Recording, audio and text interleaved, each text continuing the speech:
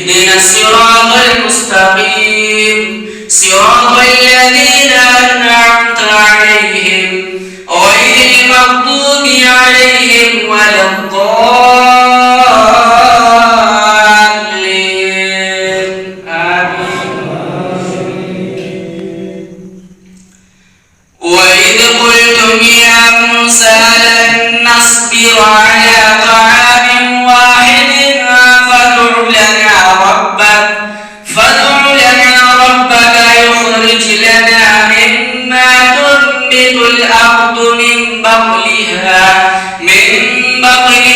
وقثائها وفومها وعدسها وبصلها قال أتستبدلون الذي هو أدنى بالذي هو خير اهبطوا مصرا فإن لكم ما سألتم وضربت عليهم الذلة والمسكنة وباءوا بغضب من الله ذلك بأنهم كانوا يكفرون بآيات الله ويقتلون النبيين بغير الحق